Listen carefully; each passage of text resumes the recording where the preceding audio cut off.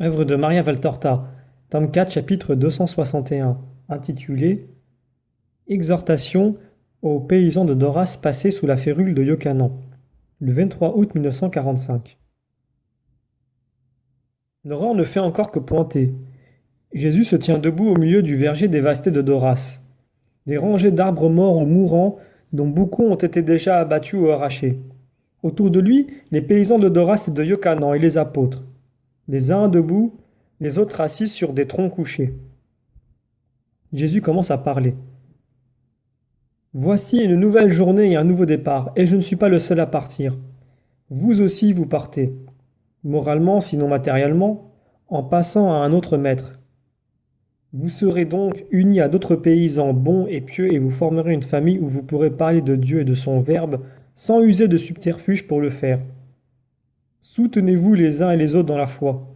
Aidez-vous mutuellement. Soyez indulgents devant les défauts des autres. Soyez les uns pour les autres une source d'édification. C'est là l'amour. Et bien que de façon différente, vous avez entendu hier soir des apôtres affirmer que le salut se trouve dans l'amour. Simon-Pierre, par sa parole simple et bonne, vous a fait remarquer comment l'amour change une nature pesante en une nature surnaturelle. Il vous a montré comment un individu qui, sans l'amour, peut devenir corrompu et corrupteur, comme un animal abattu qu'on n'a pas cuit, ou du moins être inutile comme le bois qui pourrit dans l'eau sans être bon à faire du feu.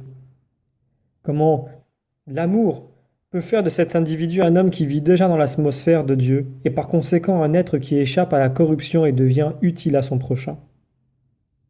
Car soyez-en sûrs, mes enfants, l'amour est la plus grande force de l'univers. Je ne me laisserai jamais de le dire. Tous les malheurs de la terre viennent du manque d'amour, à commencer par la mort et par les maladies, qui sont nées du refus d'amour d'Adam et Ève pour le Seigneur Très-Haut. Car l'amour est obéissance. Celui qui n'obéit pas est un révolté. Un révolté n'aime pas celui contre lequel il se révolte, mais aussi d'où viennent les autres malheurs généraux ou particuliers comme les guerres ou les ruines dans une ou deux familles à cause de leur rivalité. De l'égoïsme qui est un manque d'amour. Et ces ruines des familles s'accompagnent de ruines matérielles par châtiment de Dieu, car Dieu, tôt ou tard, frappe toujours celui qui vit sans amour. Je sais qu'ici il circule une légende et qu'à cause d'elle, je suis haï par certains, regardé avec crainte par d'autres, cité comme un nouveau châtiment ou supporté par peur d'une punition. Ce serait mon regard qui a apporté la malédiction sur ces champs. Ce n'est pas mon regard, mais la punition de l'égoïsme d'un homme injuste et cruel. Si mon regard devait brûler les terres de tous ceux qui me haïssent, en vérité, il resterait bien peu de verdure en Palestine. Je ne me venge jamais des offenses qui me sont faites à moi-même, mais je remets au Père ceux qui s'obstinent à rester dans leur péché, d'égoïsme à l'égard du prochain, et se moquent de manière sacrilège du commandement, et qui deviennent d'autant plus cruels qu'ils entendent des paroles qui cherchent à les persuader, des paroles capables de les gagner à l'amour. Je suis toujours prêt à lever la main pour dire à celui qui se repent, je t'absous, va en paix. Mais je n'offense pas l'amour en consentant à des duretés qui ne veulent pas changer. Gardez toujours cela à l'esprit pour voir des choses dans une juste lumière et pour démentir les légendes causées par la vénération ou par quelques craintes coléreuses qui ne correspondent jamais à la vérité. Vous passez sous l'autorité d'un autre maître, mais vous ne quittez pas ces terres alors que, dans l'état où elles sont, il semble que ce soit une folie de s'en occuper. Et pourtant, je vous le dis, faites-y votre devoir. Vous l'avez fait jusqu'à présent, par peur de punitions inhumaines. Continuez maintenant, même si vous savez qu'on ne vous traitera plus comme avant. Je dis même, plus on vous traitera avec humanité, et plus il vous faut mettre un zèle joyeux à l'ouvrage pour faire preuve, par votre travail, d'humanité envers celui qui vous traite avec humanité. Certes, les maîtres ont le devoir de se montrer humains envers ceux qui sont sous leur dépendance. Ils doivent en effet se souvenir que nous venons tous d'une même souche et qu'en vérité, tous les hommes naissent nus de la même manière et deviennent après la mort de la pourriture de la même manière, aussi bien les pauvres que les riches.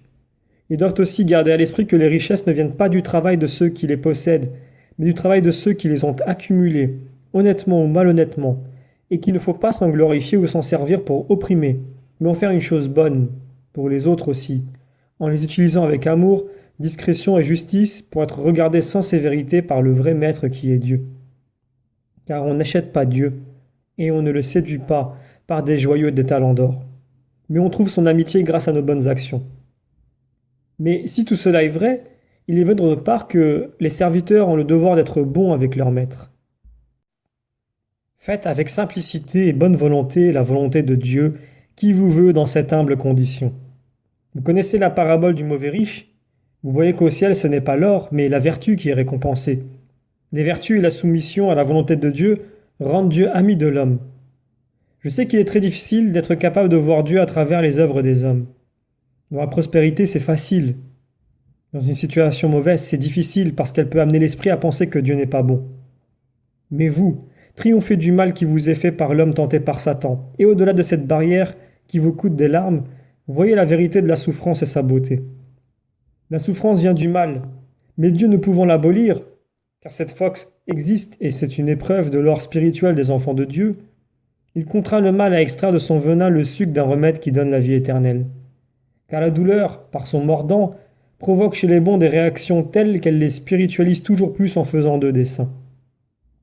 Vous donc soyez bons, respectueux, soumis. Ne jugez pas vos maîtres, ils ont déjà leur juge. Je voudrais que celui qui vous donne des ordres devienne injuste pour vous rendre la route plus facile et pour lui donner la vie éternelle. Mais rappelez-vous que plus le devoir est pénible à accomplir, plus grand est le mérite aux yeux de Dieu.